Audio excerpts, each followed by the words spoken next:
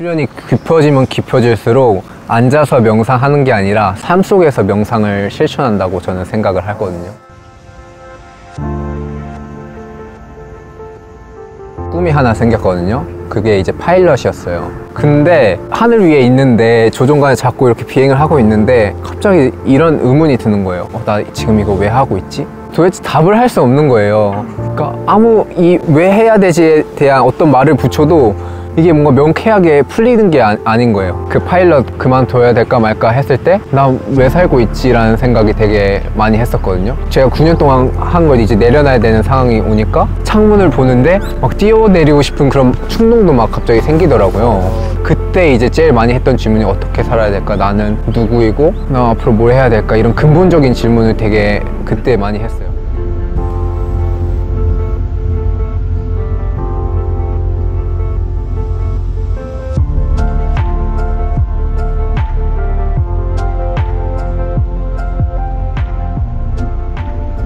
좀 드실까요? 네, 먹어요 이거. 네, 이렇게 또 준비해 주셨는데 딱 여기 7개씩 들었거든요. 네. 또 행운 가득하시라고 7개씩 딱. 와, 센스 미쳤다. 나이가 어떻게 되시죠? 저는 97년생이에요 97년생이요? 저는 00년생이거든요.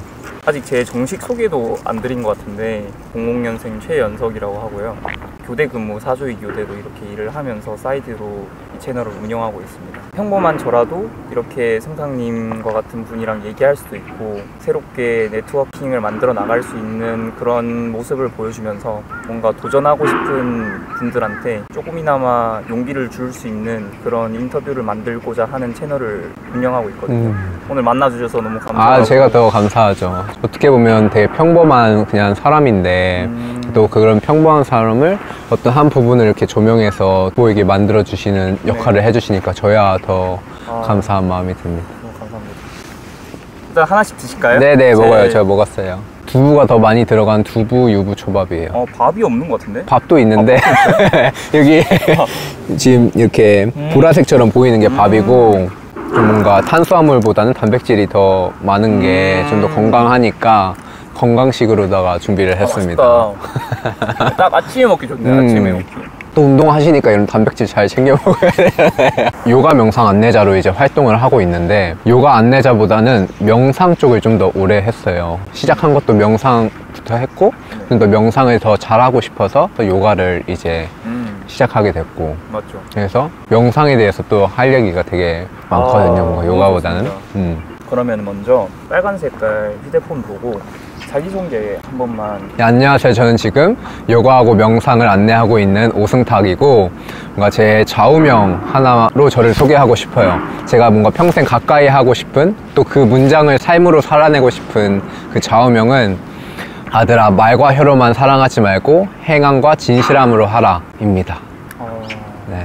저는 이롭고 온전하게 살자일 줄 알았는데 네. 또 새로운 문장이 나왔네요. 기독교는 아닌데 이게 딱 마음에 들어왔던 순간이 있었거든요. 교회를 다녔던 적이 있어요. 근데 교회 가서 이제 예배 드리는 시간이 한 15분 정도 남아서 성경책을 펴서 딱 읽었는데 이 구절을 본 거예요. 근데 처음에는 뭔가 좋은 말이다 했는데 딱 목사님 설교 말씀에 이 문장을 인용해서 설교를 하시더라고요. 내가 딱 봤는데 목사님도 설교하시는 걸 보니까 되게 마음 깊숙이 들어와가지고 그 이후부터 이 문장을 놓치지 않고 살고 있어요. 문장이 뭐라고요? 아들아, 말과 혀로만 사랑하지 말고. 아들아, 혀가 뭐라고요? 말로써 막 사랑한다는 얘기는 되게 많이 하는데 행동으로 하기는 참 힘들잖아요. 행동이 제일 힘들죠. 또 연성님하고 이렇게 대화를 나눈 그런 가장 큰 이유도 그런 진실함의 연성님은 되게 순수하게 묻어 있어서 진짜요? 저도 그런 걸 이제 추구하는 사람이다 보니까 그게 서로 통해서 이렇게 또 이 자리가 만나게 된 것 같아요. 제 멘트가 조금 진심이 묻어나던가요? 그리고 또 그런 행동들을 이런 책도 읽으시고 또 글도 다 이렇게 봐주시고 이렇게 질문까지 작성해 주시는 거 보면서 저 문장과 맞는 그런 사람이라고 들어서 이렇게 만나면 또 재밌게 이야기할 수 있겠다라는 생각이 들었던 것 같아요. 연이스트라는 단체를 운영하고 계시는 혜연님을 통해서 위대한 인도라는 북토크를 통해서 온라인 독서 모임에도 참가하게 되었고 그때 승탁님을 만나게 된 거잖아요. 근데 그 온라인 독서 모임에서 마지막에 줌 미팅을 했잖아요. 비움을 실천하고 계신 분이라는 게 캠을 통해서도 바로 느껴지더라고요. 또 그때 말씀해 주셨던 게 뭔가 채워 넣기보다 비우는 데 집중을 하고 계시다는 말이 뭔가 저를 좀 관통하는 거예요. 그래서 얘기를 꼭 나눠보고 싶었어요. 지금은 요가 지도자로서 일을 하고 계신 거잖아요. 네, 근데 다양하게 하고 있어요. 요가 지도자도 하고 있고 네. 뭐 지금 그 전부터 오랫동안 해왔던 꿈퍼즐이라는 책 체험 프로그램을 만드는 그런 회사가 있는데 거기 대표님이 강의 가시면 보조 강사로 또 이렇게 일을 하기도 하고 네. 요즘에 또 하고 있는 알바 중에 하나가 청소 알바. 청소요? 어디요? 이것도 끝나고 이거 끝나고 이제 청소 알바 하러 가는 거거든요. 아, 네. 호스텔 이제 사람들이 방 쓰면은 이제 네. 더러워지잖아요. 네. 그거 이제 정리하고 다양하게 하고 있습니다.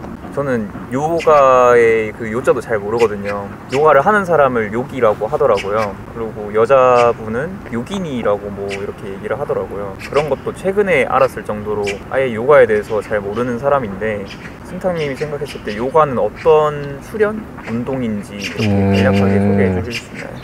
결국 저는 요가하고 명상이랑 결국 한 결을 한다고 같이 보는데 결국 두 개 다 관통하는 거는 밖의 대상을 의식하는 게 아니라 나를 의식한다, 나를 바라본다 라고 표현하면 좋을 것 같아요.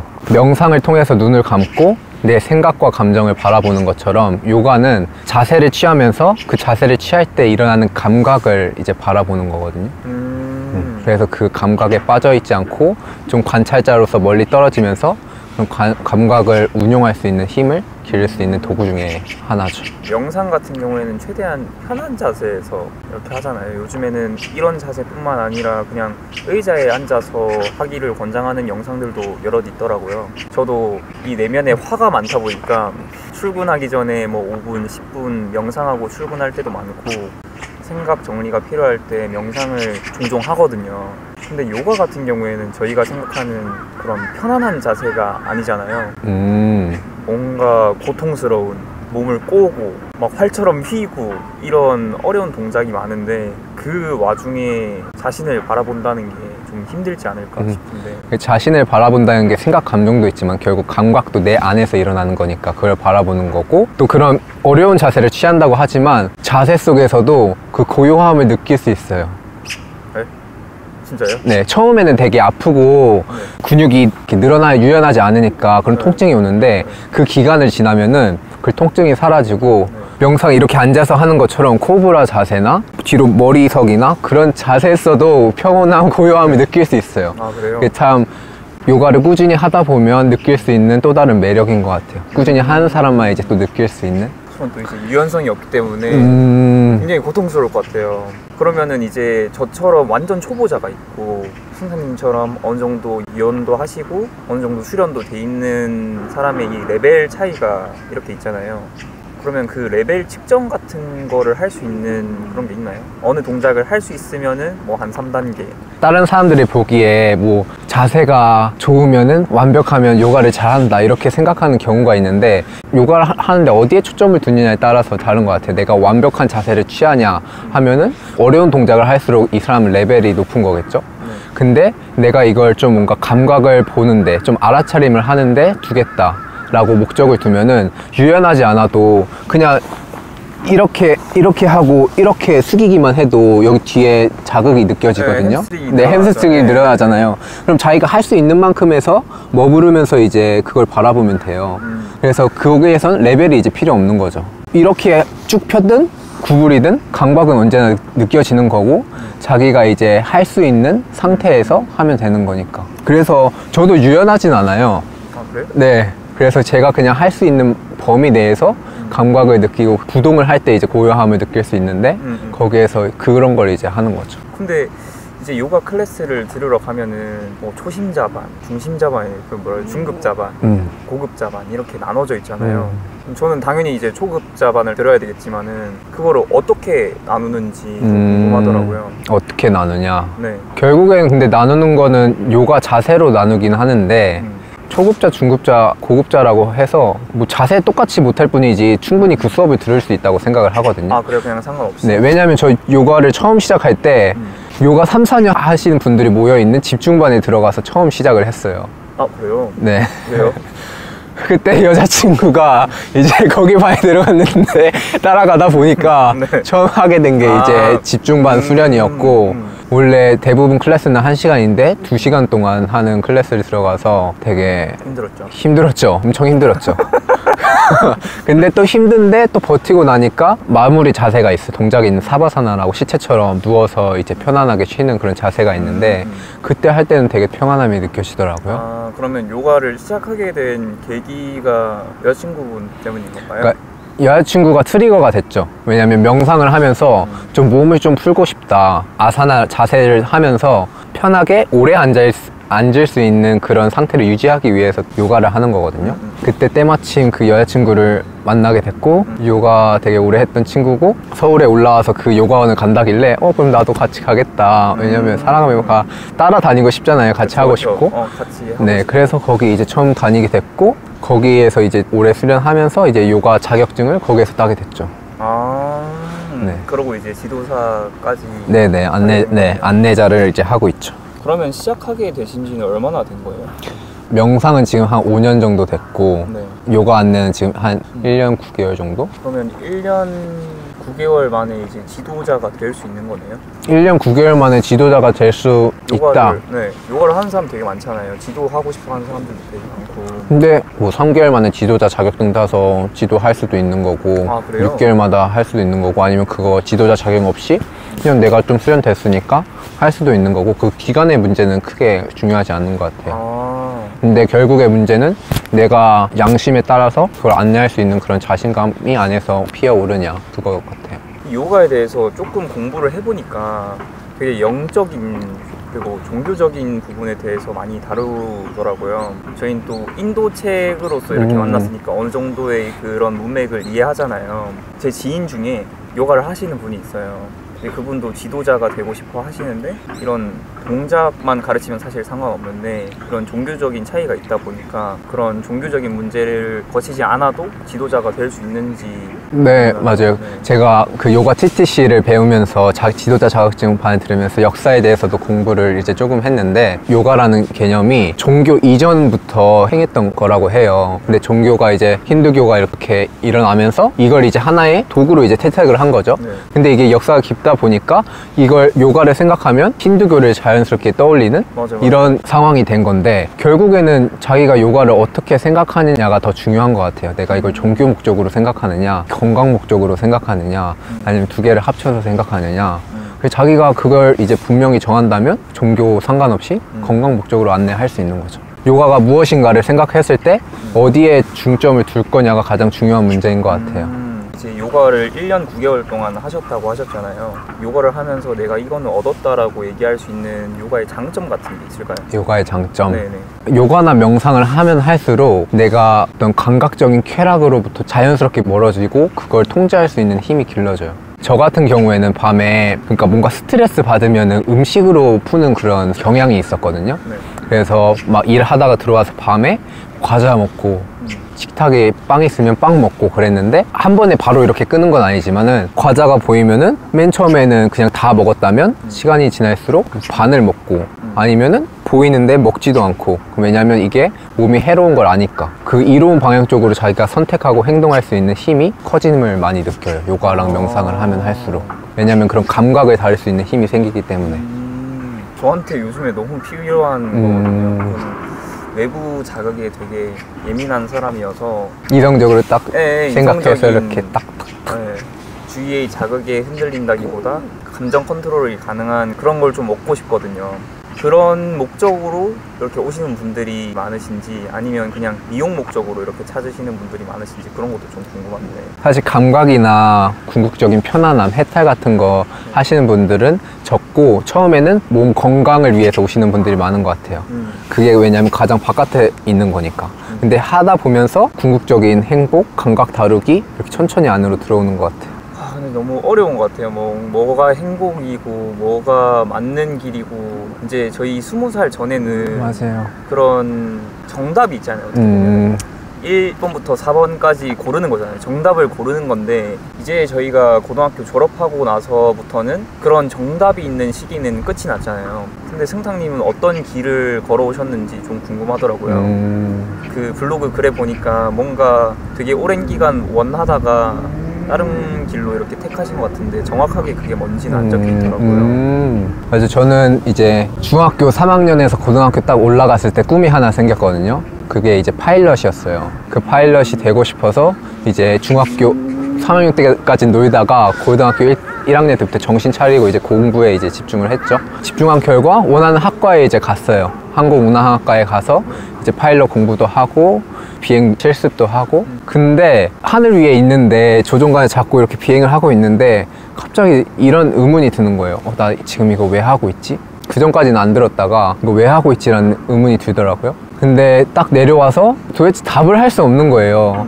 뭔가 그러니까 왜 해야 되지에 대한 어떤 말을 붙여도 이게 뭔가 명쾌하게 풀리는 게 아닌 거예요. 그 이유를 지금 와서 생각해 보면은 그 파일럿이 되기 위해서 머릿속으로만 내가 이유를 계속 이성적으로 생각했지 진짜 내 안에서 뭔가 설레고 기쁘고 그런 진짜 대답 내 안에 있는 목소리로서의 파일럿은 아니었던 거예요. 그리고 또 내가 왜 파일럿을 시작했는지 거슬러 보니까 원래 꿈은 경찰관이었는데 어떤 선생님을 만나서 경찰관 그거 되게 너무 어렵다. 전 또 공부를 못했으니까. 근데 파일럿이 되게 요즘 뜨는 직업이다. 돈도 많이 벌고 네, 부모님도 이제 해외여행 이렇게 막 싼 가격에 갈 수 있다. 근데 그때쯤 제가 인도 여행 한 달 가면서 이제 실제로 파일럿을 보게 된 거예요. 근데 이제 파일럿이 좋다라는 걸 듣고 해외여행도 가고 실제로 파일럿을 보니까 그때 이제 좀 이제 파일럿이 꿈이 생긴 거죠. 좀 좋아 보이니까. 네, 좋아 보이니까. 막연하게 좋아 보이니까. 근데 실제로 했을 때는 그게 아니었고 다른 걸 하는 거예요. 파일럿 공부는 안 하고. 그런 걸 보면서 그래도 다시 생각으로 나 파일럿 하려고 했으니까 파일럿 해야지 했는데 결국 이제 비행할 때 이제 그게 터진 거죠. 그래서 한 1년 동안 이거 할까 말까 방황을 하다가 이 길 아니고 좀 내가 진짜 원하는 거, 내 안에서 들끓는 거, 설렘이 있는 거, 기쁨을 실제로 느낄 수 있는 거를 좀 찾아서 해보자 하고 휴학하고 이제 이온 프로젝트를 이제 시작하게 됐어요. 이온 프로젝트에 대해서 간단하게 한번 설명해 주실 수 있어요? 모르시니까. 맞아. 이온 프로젝트는 이제 이롭고 온전하게 살자 해서 만든 프로젝트고 그 아인슈타인이 이런 말을 했었거든요. 이전과 똑같은 행동을 하면서 다른 삶을 꿈꾸는 사람은 미친 사람이다. 이런 말을 했어요.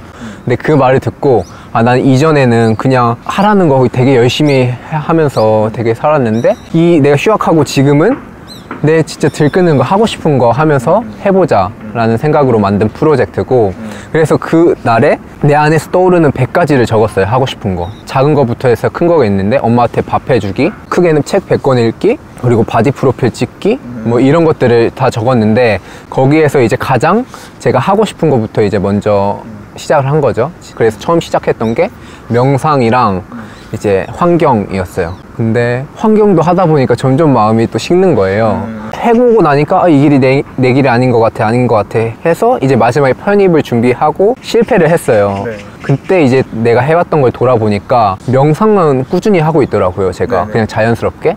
그래서 그때 이제 내가 명상 쪽으로 나아가 볼까 생각을 했고 좀 깊게 수련을 해보자 시작한 뒤로 또 삶이 지금까지 이어졌어요. 그렇구나. 네. 시도해보고 탈락되고 포기하고 그 중에 살아남은 게 명상이고 그게 발전돼서 지금까지 맞아요. 오게 된 거네요. 맞아요. 명상을 이렇게 꾸준히 수련한다는 게 어떤 의미인지 전 조금 궁금한데 단순히 멍 때리기 대회 하는 것처럼 뇌를 비우고 오랜 시간 있는 시간을 늘리는 건지 그런 레벨이 높아진다는 게 어떤 의미인지 좀 궁금한데 제가 생각했을 때 수련이 깊어지면 깊어질수록 앉아서 명상하는 게 아니라 삶 속에서 명상을 실천한다고 저는 생각을 하거든요. 그러니까 당연히 이런 공원에 앉아서 눈 감고 있으면 편안하잖아요. 이 공원에서는 아무것도 걸림이 없으니까 아무것도 방해하는 사람 없고 말 거는 사람이 없으니까 일상생활을 하려면 눈 뜨고 이제 살아야 되잖아요. 그럼 이제 살 속에서 이걸 이제 끌어 가지고 와야 되는데 결국에는 삶에서 적응하려면 또 삶 속에서 명상적인 삶을 살아야 되거든요. 그럼 여기 앉아서 이제 생긴 힘으로 일상에 가서 이제 연습을 하는 거죠. 그러면 일상이 명상이 돼서 내가 뭔가 이롭다고 생각하는 선택을 하고 행동을 하게 될 수 있는 힘이 커지는 것 같아요. 근데 저도 그걸 이제 연습 중이고 계속 어떻게 하면 삶 속에서 더 명상적인 삶을 살 수 있을까 고민하면서 청소를 하는 이유도 돈 때문에도 있지만은 결국 청소하면서 되게 지루할 수도 있는데 그 지루한 마음을 어떻게 또 고요함으로 이렇게 만들면서 내 마음을 다룰 거냐. 그래서 저 청소 일을 계속 하고 있는 이 중에 하나예요. 그럼 주위에서 보기에 좀 재미없다 이렇게 얘기하진 않아요? 맞아요. 반응이 이렇게 있는 사람이 좀 재미잖아요. 놀리고 싶기도 맞아요, 하고. 맞아요. 네.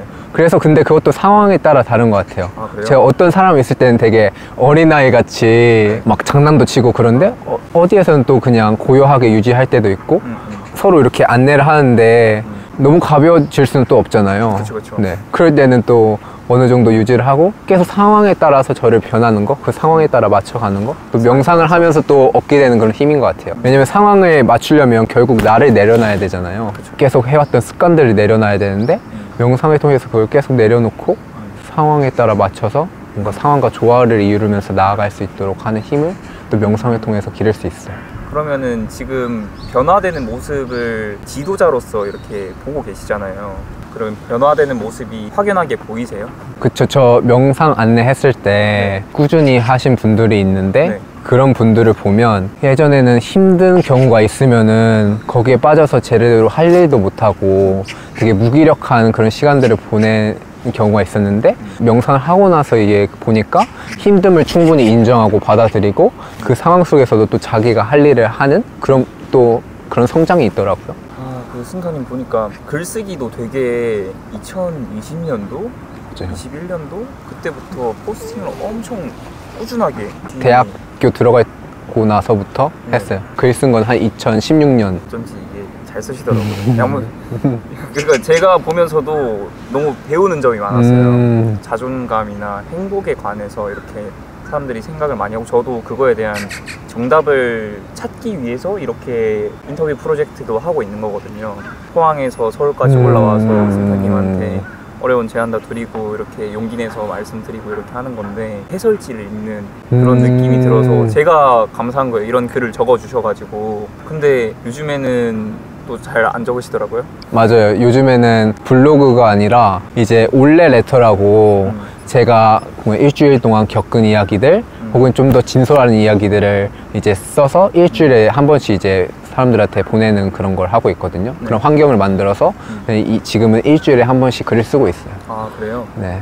구독자분들이 좀 있으신가요? 많이는 있지 않고 네. 몇 명 있습니다. 근데 그런 분들 너무 감사하시지 않아요? 너무 감사하죠. 네. 그런 사람들 덕분에 또 이렇게 환경이 생기고 꾸준히 글을 쓸 수 있게 되니까 네. 그래서 항상 감사한 마음 하면서 품으면서 쓰고 있어요. 그거에 대해서 간략하게 소개 부탁드리고, 그리고 자기가 쓴 글 중에 이거는 좀 내가 생각했는데도 좀 잘 썼다.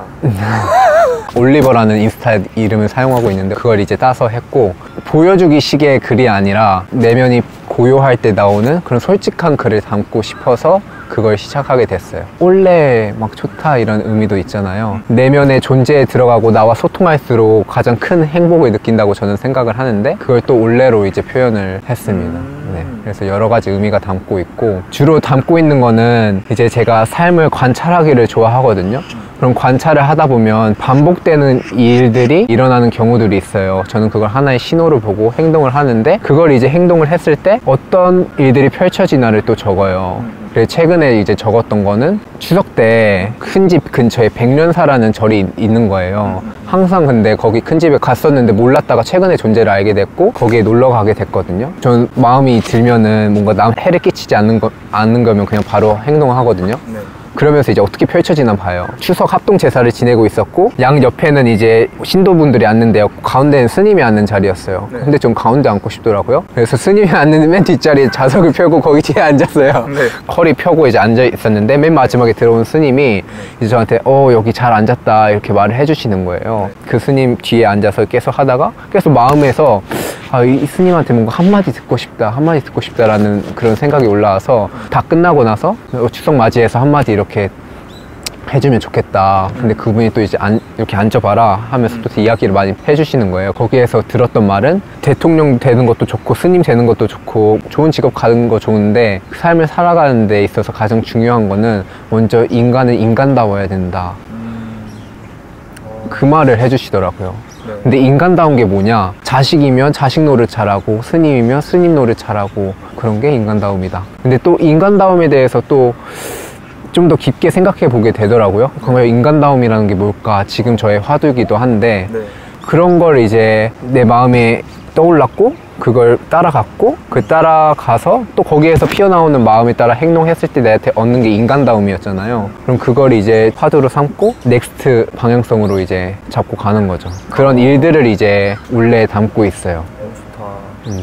이런 얘기를 하다 보면은 뭔가 행복이란 뭔가 사람이란 뭔가 하면서 점점 철학적인 얘기로 맞아요. 가게 되는 것 같아요. 저도 뭔가 있어 보이는 그런 지식들을 항상 추구하다가 요즘에는 좀 근본적인 고민에 대한 책을 많이 읽고 있는 것 같아요. 예를 들면은 뭐 시타르타라는 책도 최근에 구입을 해서 읽으려고 하고 있고. 제가 너무 제일 좋아하는 책이에요, 시타르타. 아 그래요? 제일 많이 읽은 책이에요. 최근에 구매만 하고 읽지 않았어요.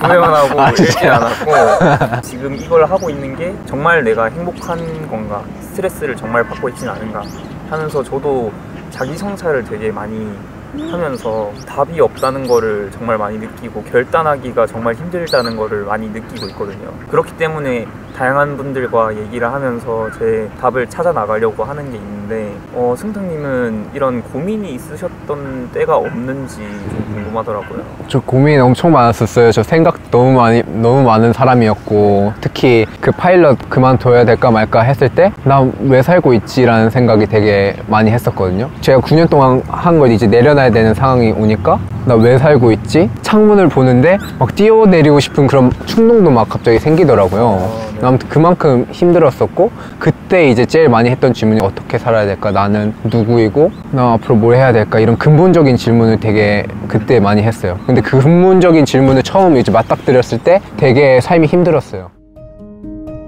명상을 어떻게 정의하냐면 저는 유명한 법정 스님은 명상은 새로워지는 거다. 저희 선생님은 자기의 우물을 벗어나는 것이다. 마지막 사쿠르라는 인도 유명한 명상가는 자기의 허물의 벽을 부수는 거다. 이렇게 말씀을 하셨어요. 저도 명상을 하면서 계속 느끼는 거는 나라는 건 정의할 수 없고 우리 세포가 매 순간 새롭게 태어나듯이 나라는 존재도 계속 새롭게 변한다고 생각을 하거든요. 그래서 그런 통념을 깨는 게 굉장히 중요하다고 생각을 해요. 근데 돌이켜 생각해보면 사회적으로 그냥 무의식적으로 받은 그런 통념들이 되게 많다고 생각을 하거든요. 뭐 여자친구하고 헤어졌어요. 그럼 여자친구하고 헤어졌을 때 그 친구를 비난하는 게 아니라 더 이로운 방향으로 갈 수 있도록 그 친구가 떠오를 때마다 계속 그런 주문을 외우는 거죠. 아, 그 친구가 이로운 방향으로 나아갔으면 좋겠습니다. 지금 너무 저한테 필요한 얘기여가지고 뭔가 지금 영상에 담지 못하는 그런 느낌이 계속 올라오고 있는데 맞아요. 그 사람의 내면을 이끌기 위해서 어떤 질문들을 하시고 그들이 편안하게 얘기할 수 있게 코칭해주세요. 약간 기밀이에요? 기밀이긴 한데 이렇게 또 만났으니까 어떤 일이 있든 간에 괜찮아, 잘할 수 있어, 사랑해 이런 말, 사소한 말부터 스스로 하는 거 거기에서 끝나는 게 아니라